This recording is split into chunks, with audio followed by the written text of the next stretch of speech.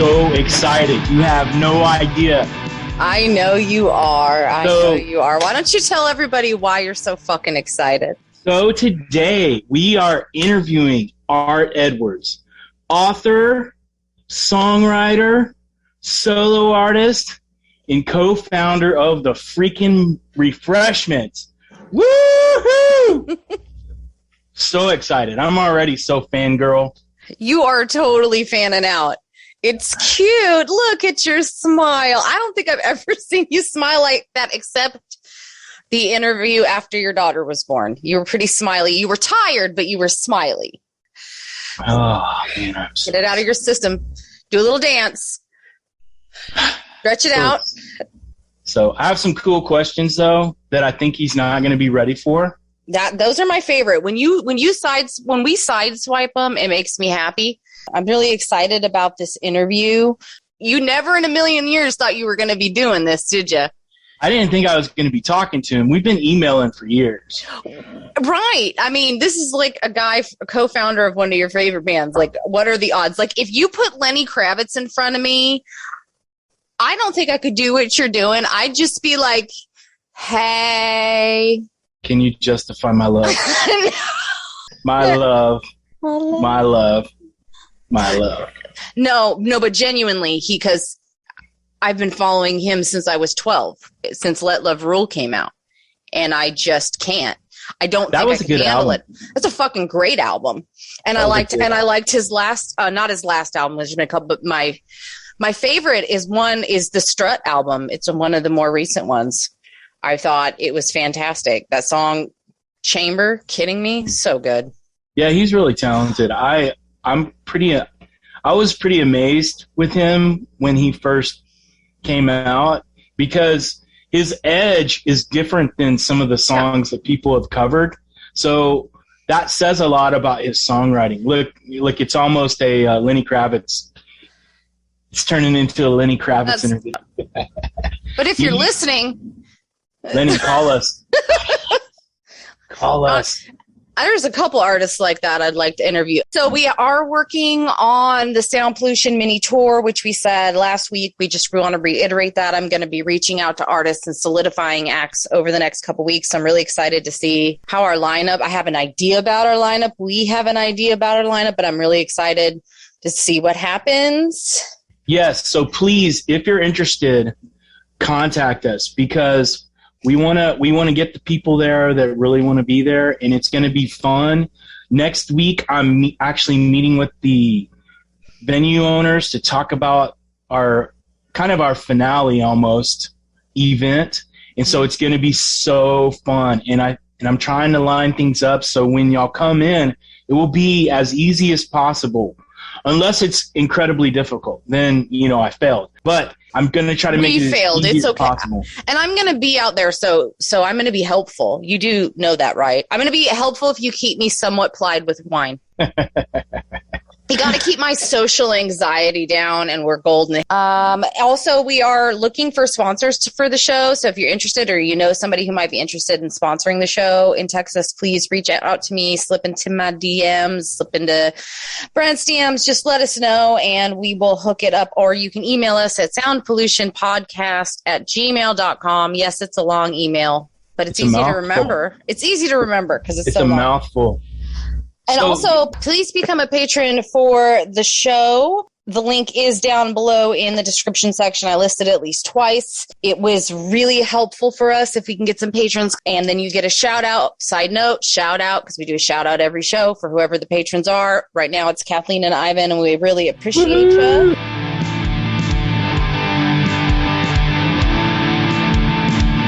Yeah, let him in. Are you ready? Let him in. This is Art Edwards. He's an author with credits include Stuck Outside of Phoenix, Ghost Notes, Badge. Has a new book coming out soon-ish. It's called 19 Ways to what? Destroy Your Rock Band. That's right. So I'm really excited about that.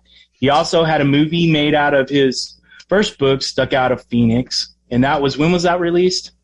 That came out in I think it went, you could get it like on Amazon and that kind of thing about 2015. He's also a solo artist and songwriter. He's written albums, Songs from Memory, Loving every other minute of it. And his new release, which is Branches Breaking from the Weight. It's an interesting title. So first question, man, are you ready? Do you have your jock strap on? Is it tightened up? Okay, first question. I'm ready. ABBA or Billy Squier? Oh, wow. You've done your research, haven't you? Oh, that cuts right to the jib for me. ABBA was like when I was 8 for sure. Pretty much the greatest thing I ever heard. And if I want to be 8 years old, if you're 8 years old at any point, all I have to do is listen to ABBA. But Billy Squier, there was like a summer, I want to say 8th grade, when we would go to the little fairs around. I grew up in rural Illinois, and we would go to the fairs in the county fair or whatever, and try to win the stuffed animal by throwing the ball, all that kind of stuff. Mm-hmm. And there was one that had a Billy Squier hat. And I wanted that Billy Squier hat so bad. And I spent so much money trying to get the Billy Squier hat, a little painter's hat. It just said Billy Squier. Mm-hmm. It was nothing. But if you're going to make me pick, I'll choose 8 years old over 12 years old, and I'll say ABBA. Wow, I figured that would be it because it's blasphemous, but still. Yeah. Now, I think the most embarrassing ones are always more interesting. The more embarrassing, the more popular, the more, I don't know, superficial. Mm-hmm. But I mean, that's part of what we loved. I mean, and I was 8 years old. It's not like you can, Elvis Costello is a little bit of a stretch when you're 8. So, I was entirely happy listening to ABBA, and still am. So those are like the inspirations that Brent knows about. What other artists would be an inspiration for you, and lead that into what got you started in music in general? What got me started in music was failing at baseball. That's an interesting answer. That's fantastic. Explain. I find this to be the case in many musicians, especially Jim Gerke, a friend of mine, was the same way. The instant that you realized that all of your dreams were not going to come true on the diamond, which for me was very young, like 8th grade. Wow. It became necessary to create a new imagined life for myself in the future. And so when I was 13 and was done with baseball, that summer I had no idea who I was or what I was going to do. I was 13, but still I was very confused to not have this bit of sort of cornerstone identity of being a baseball player. Right. I painted a fence for $100, a white picket fence for $100. And the person who I painted it for, her son was selling his first bass guitar for $125. So I had to scrounge together $25 to buy the bass guitar, and I did. So that was the beginning. I just turned 14. I was going into high school, and it was a new identity for me. And I knew, music was going to be where I was very interested in music. I was just understanding Van Halen.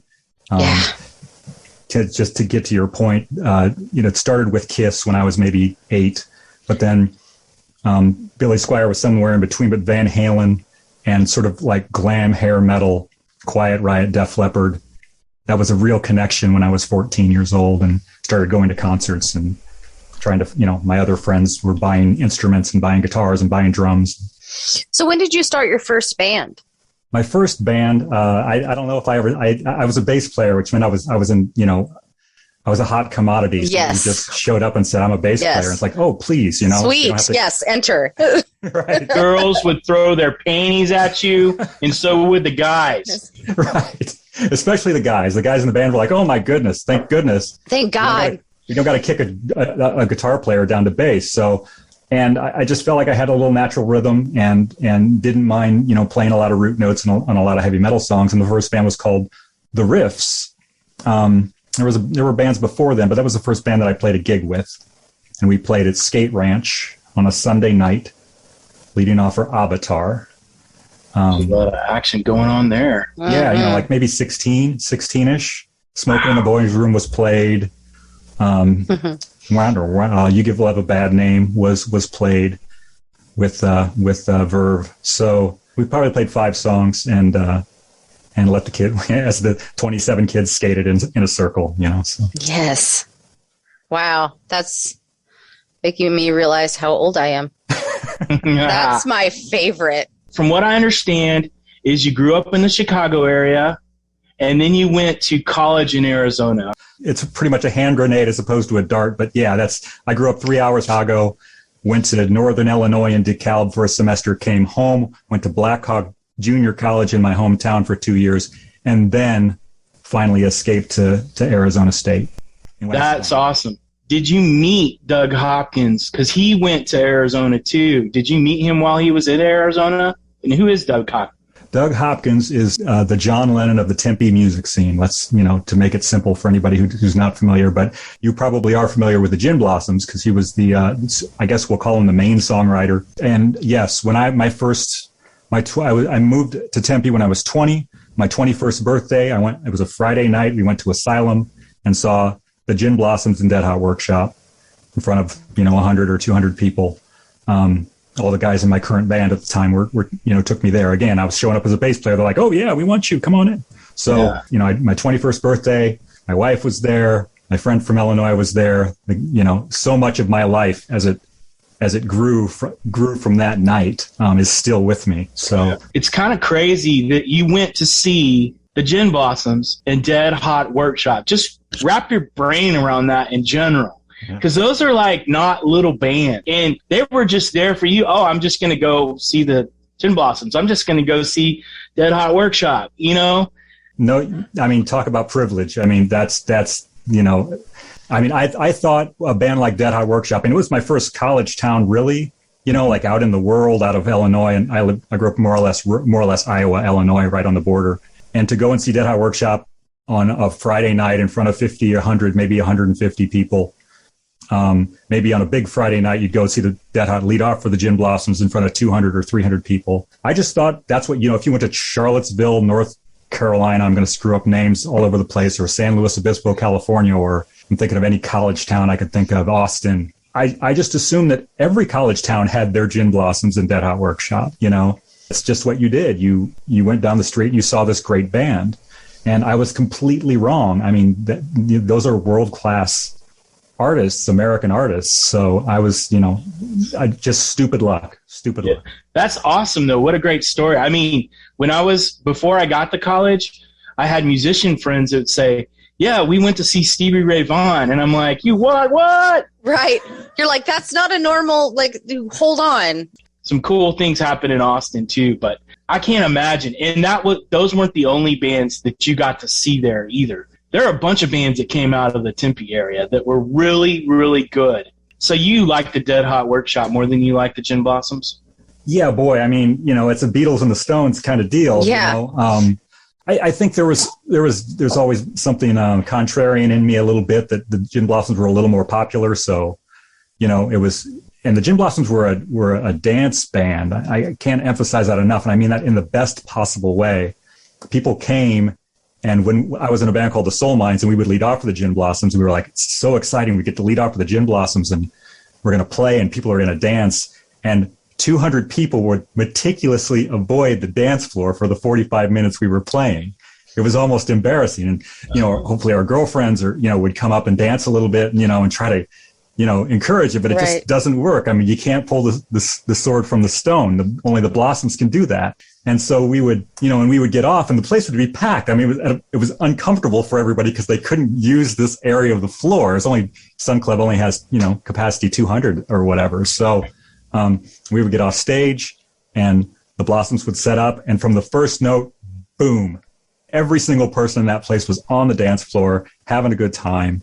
They had a few beers in them, it was college town. So just a few. Right. And we got $75 when we let off for the Blossoms, and we got to stay and watch them and got to see all the people. And then we'd play our Tuesday night gig for, 17 people. So big deal. Been there. Still there sometimes. So how many instruments do you play? Good question. The only two I would be comfortable standing in front of anyone and playing would be guitar and bass. I'm always a bass player. It always comes back to that. I don't ever aspire away from it. It's part of me at this point. I understand it. It understands me, I guess. I don't even think I could fake a drum a drum thing, if if the drummer broke his arm and they said, could you play drums for one song? I don't even think I'd be like, no, I can't. This is about to be an acoustic set because the answer is no. No, I can't. Sucks for y'all. But in your defense, you're not just a regular bass player. Some of the stuff you play, it's really freaking fast sometimes. You can really haul ass. Sure. I bet when you're in shape, playing shape, I bet you can just fucking cruise, because some of the stuff I've heard on your albums you're playing. Now, it's not every song because you're tasteful. You know what I'm saying? There's a reason when you're fucking cruising. Right. So, but you're not just a regular bass player, man. You're just fucking badass. And you play for the song, and that's what I like about you. I think the most of all, you're like, okay, I need to sit back here. Okay, I'm going to kick some ass, and no one's going to hear it because all these motherfuckers are playing above me. But if you listen really close, you can hear the cool shit I'm doing. And you're singing sometimes while you're doing it. Oh, my God. Well, there was a period, I come from the Rush, Led Zeppelin, branch of the tree, and especially Rush, it seemed like to be heard as a bass player. Bass players are always worried about being heard. Is anybody going to even know I'm in the band if they're listening to a song? So in the Soul Mines was my first band in Tempe, and when I was playing in that band, I tried a little bit too hard to put things in to make sure that people knew I was in the band, and then I played an instrument, and there was music that I made. And with the Refreshments, something clicked where I went into that band. I said, I'm going to find the kick drum, and I'm going to sit on the kick drum, and I'm not going to leave the kick drum until it's time to leave. And, there's still a certain amount of ego involved. There's still a certain amount of wanting, to have your impression on the song. If you listen to a Beatles song and you hear Paul McCartney and you hear his line, you want to be part of that. And I always did. But in a 2-guitar band like the Refreshments, we always, I really found home with the root. And from that, you grow out of that, and what comes more organically, as opposed to trying to figure out, okay, here's the song, I got to figure out this complicated thing. Just find the Tom Petty root note and follow that, and your time will come. Cool. So that brings me to, so basically I have a kind of a double question. So you kind of touched a little bit on it, but the question is, who is Buddy, and what impact did the bottle and fresh horses have on your life? Who is Buddy? Well, those seem like two, they are related. They could be related. Buddy is my nickname from not even childhood, babyhood. I believe my mom named me Buddy, and I've always been Buddy, and I've always loved being Buddy. But there came a certain time, right after I quit the band, where it was like I'm 29, and the only buddies I could name were Buddy Hackett and Buddy Ebsen, and I was like, do I want to be Buddy forever? And I think I decided when I was 29, I think it's time to be, my full name is Arthur Eugene Edwards III. So I think I was like, I'm going to own that. I'm going to take that on. Yeah. And I think a lot of people who have nicknames when they were a kid, my dad, he's Arthur Eugene Edwards Jr., and his nickname was Butch.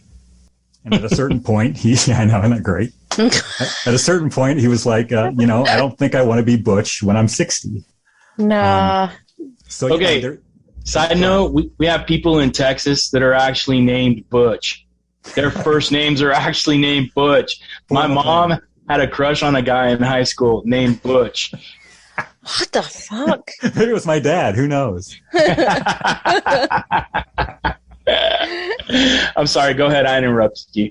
No, I'll just move on to the Bottle and Fresh Horses. I mean, the band was, you have an innocent period, when you're first starting. One, if you're lucky, and you were lucky enough to be in a band like the Refreshments, and there's an innocence. And, by the time we started recording Bottle, that innocence was gone. There was no, we rode that horse as long as we could. And it was time to, for a myriad of personal reasons across, amongst all of us, it was time to kind of move on. And so when I hear that record, I guess I hear that more than anything. I hear, 4 guys who are just coming apart, being in a van together, or a band room, or a backstage room, or a hotel room, or a plane, is this who we're going to be when we're 50? You know, is this, you know, I'll just speak for myself. Is this who I'm going to be when I'm 50? You know, I'm 53, so I guess not. But, you know, so I guess I can hear that. And it just feels a little bit like maybe all of my cards weren't quite on the table, or all my skin wasn't in the game at that point. So, well, it sounded like the bottle on Fresh Horses was kind of forced, whereas Fizzy Fuzzy Big and Buzzy was more organic, you know, because it was, as soon as you play that one, it's fun, you know, whereas Fresh Horses is a little more, it's definitely more mature, but it's way more adult, like what you were saying, you know. Also, you know, I can't say it hard enough. Being on the road is like really hard, and the way y'all did it, it was a grind, wasn't it? It was. Isn't that how it always starts out, though? Yeah, I mean, you're excited, you know. I mean, I went and saw Quiet Riot and Van Halen, and you know, Stevie Ray Vaughan and REM, and you know all the bands that I adored. And you know, now you're doing it, and now you're playing a stage that maybe even that you saw them on. So I mean, the first time around, it's really exciting. It's, you know, but then you know, you hit Chicago 6 times in a year, and you hit, you know, Portland, which I love, but you know, you hit it 4 times, and it's kind of gets to be, you know, kind of the same thing. I think we played 260 gigs in 1996. Holy shit! Yeah, so you know, it was a day job. And there's just no way to kind of keep it special, you know, for much longer. We were seeing, you know, where this thing would take us, and it was exciting and it was fun. And in December when it was over, I was quite happy to go home. I think you have to be a certain type of person to be able to like really do the road for a long time period. I'm not one of those people. I need to be at home a lot. I mean, now I go to shows and I enjoy playing shows, but I want to come home. You know, I want to see my wife. I want to see the kids and stuff like that. And You're so sweet, Brent. I could live in a van. I plan on it. You know what? I actually plan on it. Like, I want to go. I'm serious. With the rent the way it is, hell no. I was like, I'm going to get a really nice, dope, pimped out van, and I'm going to go everywhere I fucking want. Yeah, well, I mean, I think even like the like a KOA like trailer, yeah, like to park. I mean, where you could do that and you got a shower and everything. I dig that. Hell yeah. I know you do. I've heard a lyric about it. That's right. So I have one more refreshments question. All right. Before we get on to your solo stuff, because I really want to spend some time just talking about what you're doing right now. Heck yeah. So me and my daughter are huge cartoon fans, and we were watching King of the Hill, and it was only a couple weeks ago, and it said music by the Refreshments. Was that you guys, or is that someone else? Please tell me it was you. It was us. Yes! That is my favorite fucking cartoon show. No shit. How did you get that gig? King of the Hill happened because Jim Cardillo was instrumental in that. We were with... and Michael Lustig and Jim Cardillo. There's some version of the story that I'm going to screw up now because I always had it one way and Jim Cardillo said it was another way. Well, give us your way. My way was Michael Lustig came to the band and said, there's going to be a cartoon on after The Simpsons in prime time. And we were like, oh, really? and he was like, and it's going to be made by the guy who made Beavis and Butthead. And we were like, oh, my goodness. That's right. So by coincidence, we were constantly writing stupid little ditties that were about 30 seconds long, and we'd just written one that we were all just, you know, being goofy when you're not really doing the important songwriting work of the band and you're just screwing around. And, you know, we loved the little ditty that we did. And we were like, we just wrote that song before we knew about the show. So the luck is starting to pile up kind of ridiculously at this point. And so we were in Omaha, Nebraska, and we recorded it. We came on for an encore and we said, we're going to record this little ditty from the soundboard. Please scream really loudly when we finish it because to convince whoever we're sending it to that it's amazing. Mm-hmm. We did that. They screamed really loudly. We sent the tape to Michael. Michael sent it to the people. And within a week, they said, yours was the one we were singing around the office. So you win. I'm like, okay. You're like, sweet. Those royalties will never stop, because every time I think that show has gone away, I was listening to another podcast that's not music based at all. It's like a crime and paranormal podcast, because I'm a nerd. And they were like, oh, this reminds me of that episode of King of the Hill. And they're like millennials and Gen Z. And I was like, this show is never going away. Yeah. We saw the first one. They sent us the first one with the theme song and like a sort of a sketchy version of the first episode. And we were like, oh man, well, it's going to be six episodes and out. And well, that was fun. We got this red theme song, this is amazing. We're lucky, and here we are, 2000, whatever. And, it's still there. So again, I don't know how many times I'm going to say luck tonight, but, that was well, y'all, I think y'all guys all got credit on that song, right? Yeah. For writing it. Did. And so that means y'all all get the freaking money. Right. I mean, right. So the question is y'all got the songwriting side. Did y'all get the publishing side too, or did that go to the record company? Good question. Yeah, I think the songwriting side, the publishing side, Warner Chappell was our publisher, and I believe they owned everything that we did, the publishing side of everything that we did. They wrote us a big check at a certain point, so that was fine. Awesome. It's not like we didn't know what we were doing or anything. So yeah, we still get the performance royalties, and I don't know what to do, but just say thank you, Jesus. Right now on May 6th, you released Branches Breaking from the Weight. This is an awesome album. Art Edwards is doing vocal, bass, and you wrote all the lyrics on it, right? That's right. And then you have Brett Hartley. He does guitar, and he wrote all the music too. He and Kevin. Well, I was going to say Kevin next, and I was going to talk about Kevin. So yeah. Kevin is the drummer, and I think him and Brett got together and put together this conglomeration of songs and said, hey, Art, why don't you write a bunch of lyrics, right? Is that kind of how it happened? More or less. There was a little back and forth, a little more back and forth. I think Brett and Kevin would get together and write an A part and a B part most of the time. Meaning like what feels like maybe a verse and a chorus, just musically, where Brett would have a guitar part. He would get with Kevin and they would work that out, and they would send me 6 at a time, or That's 6 crazy. or 8. Yeah, it was great. I'm 53 years old. Just to here's the music, just write lyrics over it that was wonderful, because I feel very confined with, the bass. We all love bass guitar. I don't know how many of us want, a bunch of solo albums written on the bass guitar, Right. Believe me, there's like Victor Wooten, and nobody else can do that. Jaco Pastori. Exactly. Yeah. So, and he's not around anymore. So he's not. So we'll take you though.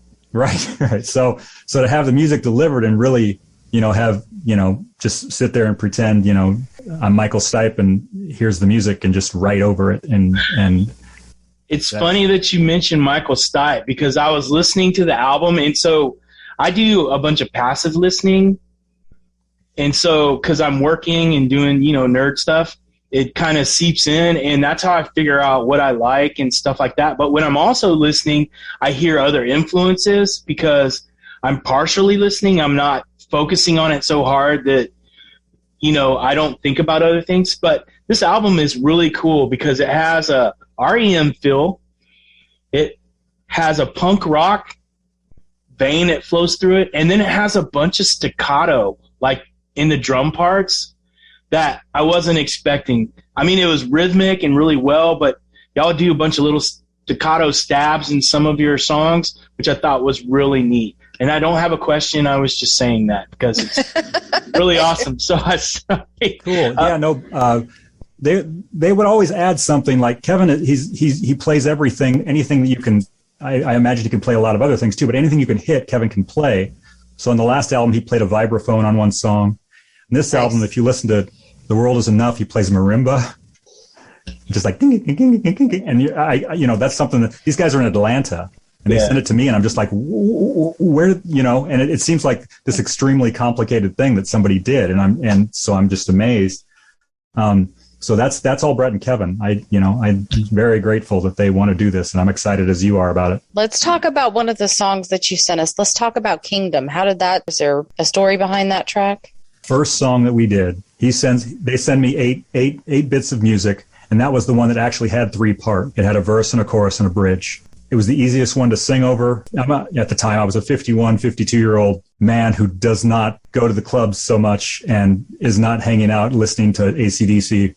So a lot of the other stuff was hard rock, which was a little intimidating. And so this was the one that was definitely right in that REM acoustic guitar pocket. And I could grab it and, you know, have something that was a little more comfortable with and familiar with from the get-go, from the first one. Whenever I write songs, I'm always looking for one funny line to start. And doesn't have to be funny. It can be ironic or, you know, anything along those lines. When I'm listening to the music, you know, there was a book called The Kingdom that was sitting over here to my left. And I started this weird chanty kind of weirdly British sounding way of singing over this and singing Kingdom Come for some reason, which is, I don't know why. And I still don't know what it means. But so at that point, I knew I had a chorus and everything else kind of falls into place for me after that. I don't know. I sang it kind of in this weird chanty kind of way that to me was ridiculous that I was singing it that way. It's just about any line in any song that I start with, you can make a little joke out of it, and I can be like, you know, kind of screwing around with it. But at the same time, it kind of appeals to me on a different level too.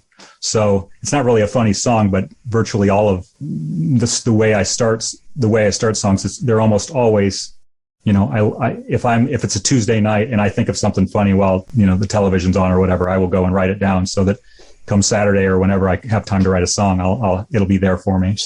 So when I first heard that song, it has 2 kind of feels to it for me. The first, as soon as I heard the acoustic intro, I was thinking Counting Crows, has a Counting Crows kind of feel. And then when I heard Brett's guitar, I was like, he must have the same effects that REM does on some of their songs. Like the one I love, specifically, I heard that sound. I don't know what he looked. And my question is, and you probably don't know the answer, which is going to make me very sad, but did Brett use a Vibrolux on that song? Oh man, I've got 1 guitar, 1 bass, and 1 amp. I don't, you know, I'm the anti-Brett when it comes to equipment. It's like the idea of like having to get like 2 amps and having to find a place for it and all that. That's just like not me. So I'm way out of this. That's above my pay grade. Okay. So, you know, it has some nostalgia to it, but it's still pretty cutting edge. It doesn't sound dated, you know, and that's one of the things I like about it. My favorite line in that song. Not that your songs are always funny, it's you're witty. You use satire really well. It's like your superpower or something, I swear to God. My favorite line is, it took the best of him to deal with the worst of him, but what we'll do with the rest of him. That is so funny, because it's just a mess of contradictions all on its own. Yeah, I think of, you know, all of us, you know, of a certain vintage at this point where we were, you know, who went and saw Van Halen or who had our, you know, our rock and roll moments in the latter half of the 20th century. And, you know, and now we're somewhere north of that age. That song has a lot of that. If Kingdom Come and they come back home, somehow the war is over and the troops are coming back, and whether they won or lost, it doesn't really matter. The war is over and it's time to find some other kind of, you know, way of nourishing the soul, I guess. So.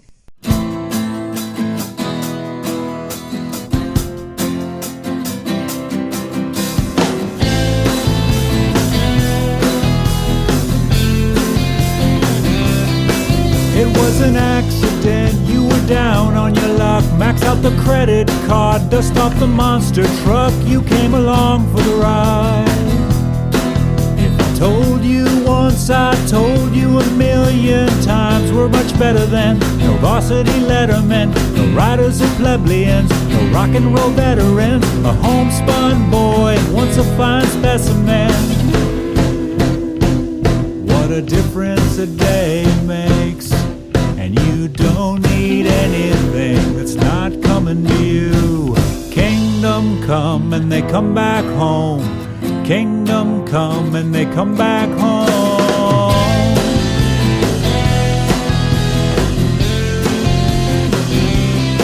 It was a holiday like the 4th of July. You're not the best at them, but you're willing to try, and you were on your way. Like a trip that begins on a ship that ends on the very next day. You have your self-doubt, your cell phone, and you have your marching orders. Stopgap, posing as a remedy, like words looking for a melody. Let's build a monument to the sky. Kingdom come and they come back home. Kingdom come and they come back home.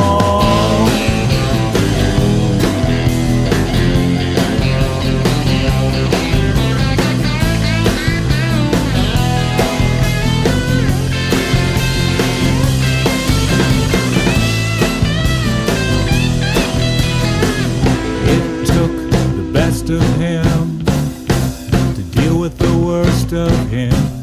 What'll we do with the rest of him? Flashback, looking like a memory. Bad trip, it's just like a tragedy. Let's see how fast this engine can fly. Kingdom come and they come back home. Kingdom come and they come back home.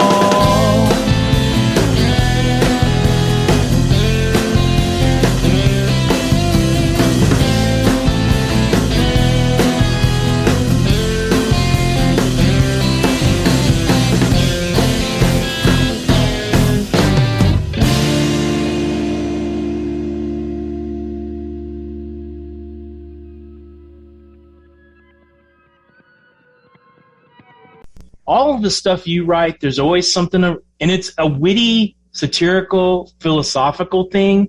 In most of your stuff, you don't just come out and say stuff unless there's some wit behind it or there's some satire, get your point across. And then there's also a deeper message in some of your songs too. Sometimes you're just being witty to be funny, you know, but sometimes you're actually trying to say something about how you feel or how you think about stuff. So Play the Hits. My favorite lyric in that was, it took I have not learned anything after all the times I've stormed the ramparts. Another fine econo line idea will always stir me in my man parts. That was the first line I heard, and I was like, oh my God, that's so great. I think I was writing business requirements, and I said, I have to stop what I'm doing. I think I was talking to someone, and it was playing in the background. I say, hey, can I call you back in a minute? I need to go rewind this and make sure I heard it right. That's a great line. But oh, Lord. My favorite second verse of the album is, you ready? Go. 14, 15, 17, 18, 19. Years at this compound interest. I've never heard someone outside of Sesame Street count in a verse. How the hell did you come up with that? Because I would have never. I mean, I could see 1, 2, 3, 4, 2, 4, 6, 8, but 14, 15, 17, 18, 19. Where the hell did that come from? You know, you'd think I'd be the one person who could tell you. I think it's just somebody. To me, it's a song about being an indie artist. Mm-hmm. Take the gig, but the money is never that great. Yeah. That's what it's a fun song about that. The person is struggling in that conflict of trying to be more than what you are or something, and constantly being 2 steps behind what you thought you were going to be or whatever. And so I think it's just that person, that character kind of being frustrated and counting the years that he's been doing this, 14, 15, 17, 18, 19. So it's just kind of silly. And I've always loved numbers in pop songs. I think of This Monkey's Gone to Heaven by the Pixies, where the man is 5 and the devil is 6 and God is 7. And what does that mean? I don't think anybody knows what that means, but it is evocative for all of us. And we all think of that. And what is, I'm always interested in how numbers fit. And as long as they don't fit quite together, quite right in a song, I think that's interesting.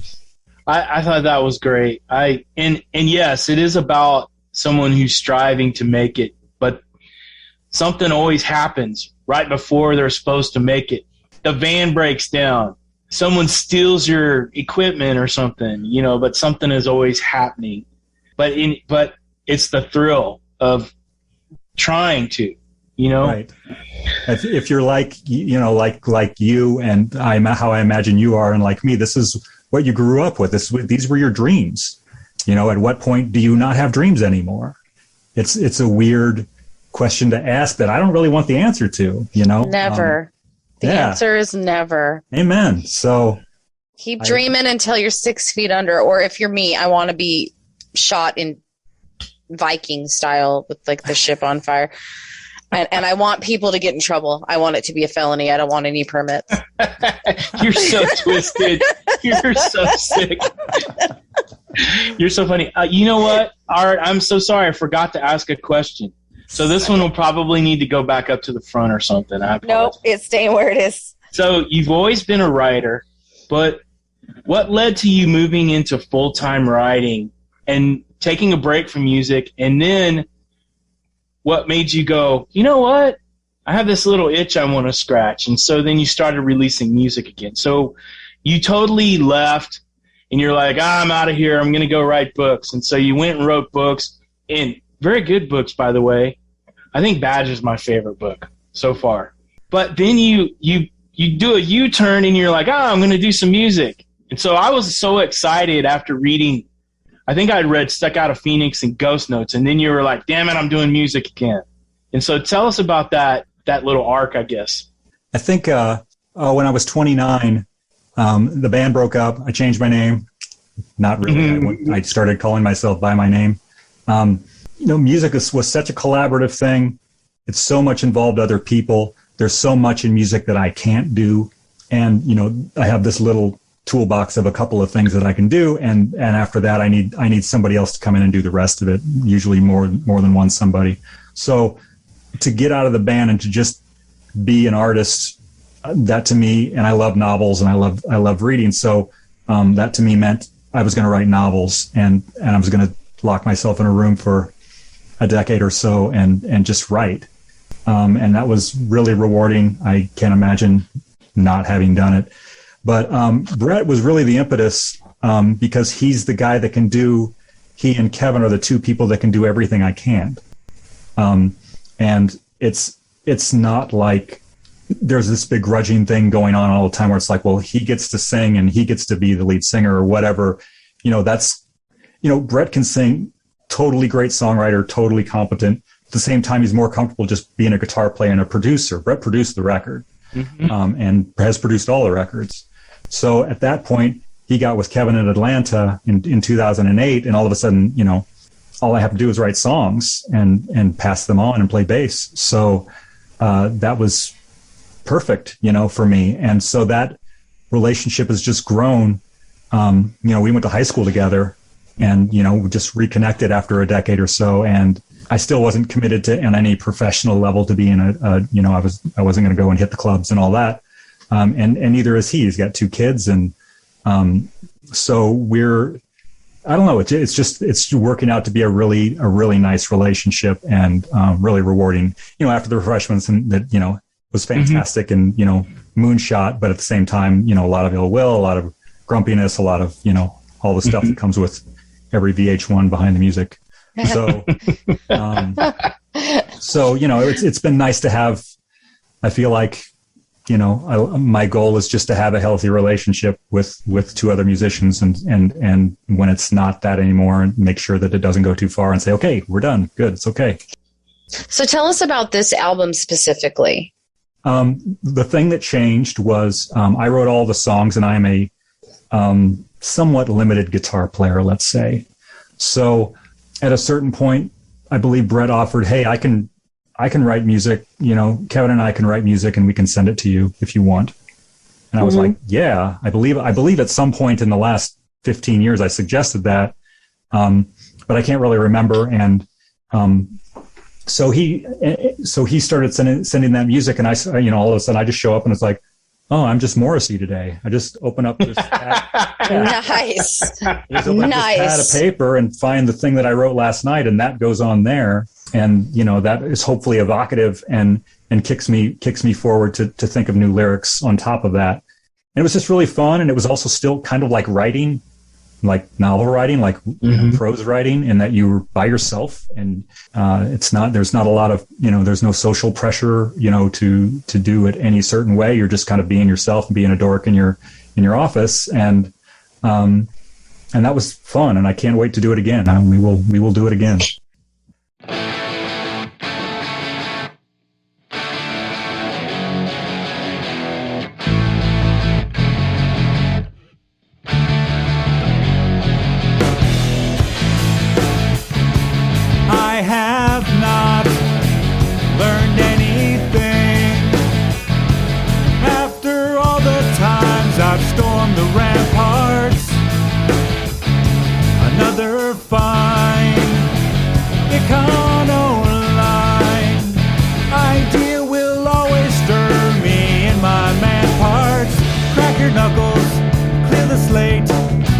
the gig, but the money is never that great. You don't know half the things you think you know. Learn the game and know what's right. Know when to cut and know when to fight. That jam from 1984 don't work anymore, 'cause they play the hits off you.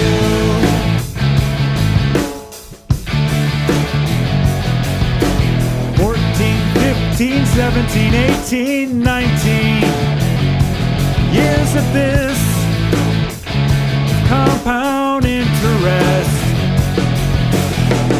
Raise the curtain, ring the bell, do your thing, but you better make sure that thing sells. You can't know everything, old Obi-Wan, Kenobi-Wan. Earned your keep and you read all the books. Got a band and you wrote all the hooks.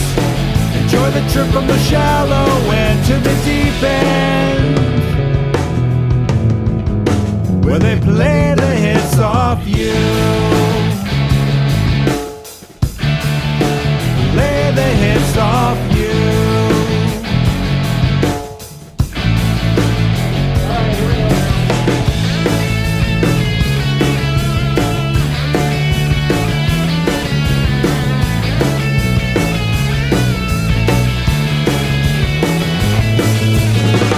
Drag your knuckles, clear the slate.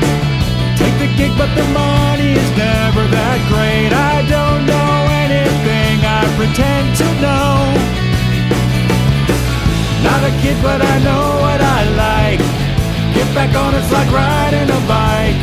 A phonograph and an old radio, that's all I know. 'Cause they play the hits off you.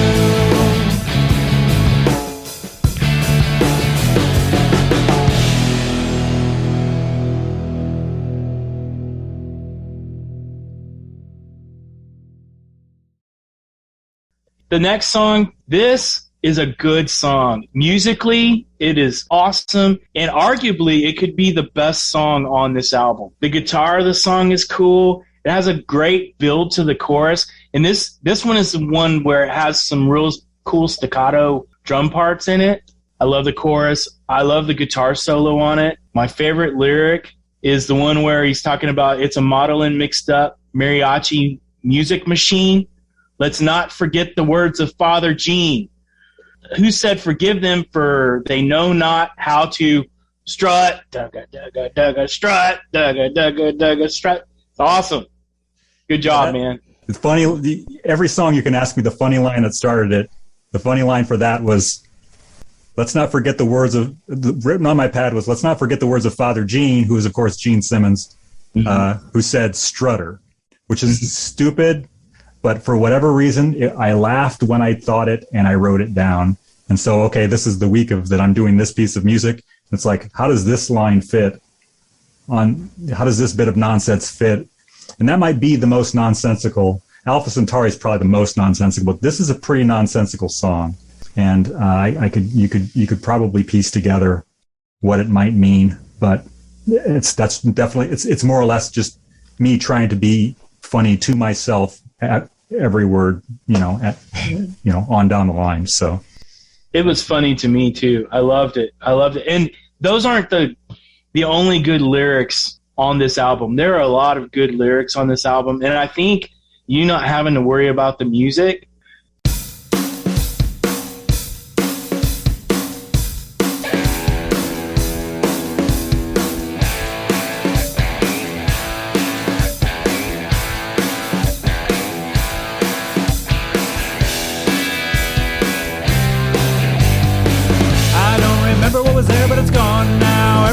All played out, everything gets me called out. It's a problem, I'm sure you understand. Hanging out at the KOA, everything's alright till it's not okay. And I gotta watch everything I say, wishing everyone would just go away. It's a maudlin, mixed up mariachi music machine. Let's not forget the words of Father Gene, who said forgive them for they know not how to strut, strut, strut, strut. Buy yourself a plot of land, park your money in the sand. Think about maybe that camper van, open up your lemonade stand. Let them all praise you behind your back. And if you want to know how to make this engine go, well, you gotta pay your dues to the elephant in the room. It's a man-made mic'd up maraschino blowing red tube. Let's not forget the words of Father Lou, who said, let me take this opportunity to strut, strut, strut, strut.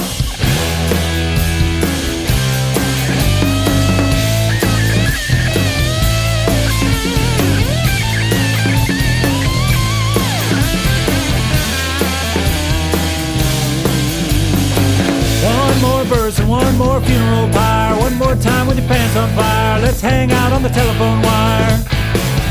It's a Marvin mixed up mariachi music machine. Let's not forget the words of Father Gene, who said, forgive them for they know not how to strut, strut, strut, strut.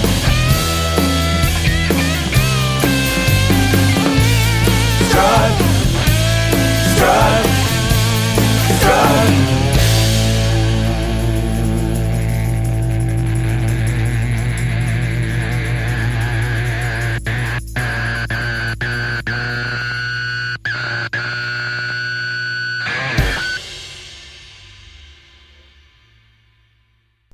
We live vicariously through you and through Brett and through Kevin. So y'all guys just keep it up, keep doing it. And I think y'all should be really proud of this album. This is a great album. Cool. Thank you, guys. Yes, very good. We are, and to think that like the previous album literally has 10 years of songwriting leading up to it, and that this one was 18 months from pillar to post, so it all kind of has a feel. It has a little bit of a pandemic-y kind of feel. There's a lot of shit going on that none of us can really understand. And we're all dealing with in that panicked way that we're all, that scares the shit out of us. And so that's all in there too. And it all feels like of a piece to me. It's not a bunch of songs. There is some weird anxiety, I guess, that goes through the whole thing. So whether you're trying to entertain yourself just in your house, or the doorbell rings and you're hiding because you don't know if you want to get COVID or not, or if you're going to, all of that stuff is built in to all of those experiences are in there. So where all can our listeners find you besides your website? Facebook, Twitter. I have a YouTube page with music from the last record. We haven't done anything for this one, but we probably will. At least I hope we will. Bandcamp is my big thing right now. I like that it's very artist-centric. It's not just about it's not just about coming and being a voyeur. It's about coming and, looking for artists and participating, Also on Bandcamp, if you go to his site on Tuesday and you purchase anything from him, don't you get 100% of the proceeds? They had Bandcamp Fridays. That's mostly gone, but the deal's still pretty good. It's it's like 80%. So you should never shy away and wait for the day that it's going to be, that an extra $1 might go to the artist or whatever. That's great, but at the same time, we all just I don't count on this to eat, which is a good thing. But I love for people to hear the music, and it's just great to be able to talk to folks who enjoy it. So. What advice would you give a young songwriter? The best song is always the next one, no matter how much you like this one. And I'm just trying to think of maybe the non-obvious things. There are a lot of truisms. The beautiful thing about the way the music business has evolved is that it's much harder to get too caught up in the idea of a vocation, of a profession. We can all kind of feel good about, the fact that this is leisure time, and it's, we might even use the H word and call it a hobby. We don't have to pursue the brass ring. And that's really cool because kids, I think, younger people can really understand what music is and where, it can begin and end with this fun thing that I just created. I think Kurt Vonnegut said something about that. Is like the reward for making a piece of art is that you made a piece of art. That's the end, you know. And we grew up in a time when there was this weird commerce attached to it, where you would turn on the TV and you would see somebody there, and it's like, he must be a millionaire. He's singing a song on Solid Gold, or he's singing a song on Night Flight or whatever, you know. And then there's this weird professional aspect that gets attached to it that will always be part of me too. But you know, it's you imagine 100 years ago somebody who wrote songs, and you know, they weren't thinking about, you know, how am I going to get this to the copyright office so that, you know, nobody can steal it from me, or, you know, how do I get an agent so that I can, you know, get better gigs or whatever. You just made it, and that is the end of it. So I'm glad that they get to do that, and you know, always get on to the next one, because you just get better until you get worse, and you know, then you die, and you go play golf. Oh man! Hey Art, I just want to thank you for taking time out of your schedule to come and talk to us. That's so awesome. I appreciate it, and thank you for agreeing to do this. Probably against your better judgment, but I appreciate it.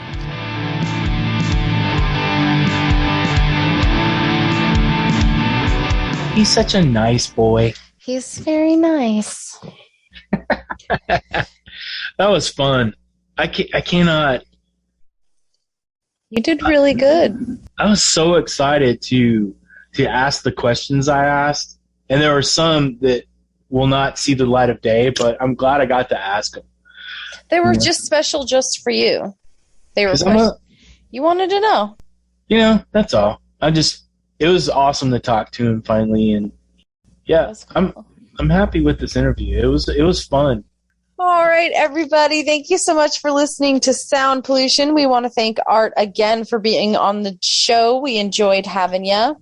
And we will have you again, big boy. Again. And again and again. Yes, Art, thank you for joining us. I want to thank everyone that has listened to us and is still listening to us. We have some great things lined up for you probably this next year. Definitely one thing we have on the radar is the mini tour of Texas coming in October. So that's going to be fun. So save up your money so you can come to Texas and hang with us. So we have some cool things going on, and more will come out as we get further into the year. So we're really looking forward to seeing not only people that listen, but the artists that have actually come on. We're actually going to get to meet them face to face. We can pinch them. Stoked. So it's going to be fun. That is going to be really fun. Brett, I'm going to meet you face to face. I feel like we've already met. I know, but we haven't. It almost feels like we're like work buddies or something. You know what I'm saying? Because it's like, oh, you're having that kind of day. Oh, me too. Yeah. Oh my God, I can't believe that. He said what? You know, it's just like we're friends or something, you know? Oh my God, we're friends? Yeah, you know? Like friends. Maybe we actually can stand each other. I can't wait to have my wife meet you. That's gonna be stoked. Fun. Oh, by the way, the picture she took of you and the baby laying there was adorbs, and then the picture of Mabel and the baby, I can't. That was a good one. Oh my God, those are such good pictures. I was like, damn it. Those are so cute. For a second, my loins went, don't you want another one? And then my brain went, no one without a vasectomy. And that was it. I'm glad you didn't just stop in the middle of that statement, and you just went on ahead and rolled through it all. So make sure you listen to that entire statement you said. Oh, you know what? Fuck it. I'm leaving it in. I don't care. Oh, man, because I was worried you weren't going to finish that. I was like, men with vasectomies are so hot right now. Let's see. What else do we got going on? Oh, still working on the radio station. It's just that I don't have the time to do it right now, but I'm planning to have it up and running before the tour is the goal. So keep an eye out. Make sure you're following us on social media so you can see when that happens. And if you want to be involved in a different kind of way with that, also hit me up. Again, different kind of way. Sound Pollution Podcast at gmail.com. Shut up. And don't forget to become a patron. Yes. Don't forget to like, follow, and download the episode. That's right. And send us money. Yeah, because I have to quit my day job before I get fired from my day job. Yeah, this is tough, what we're doing, but we enjoy it. And I love it. I love it. I'm very ready to this to be my job. So I am begging at this point, and I ain't too proud to beg. Sorry. I'm sorry. It's funny how lyrics make it into our conversation. All right, everybody. Thank you so much for listening again. We love ya. Get out there and make some noise.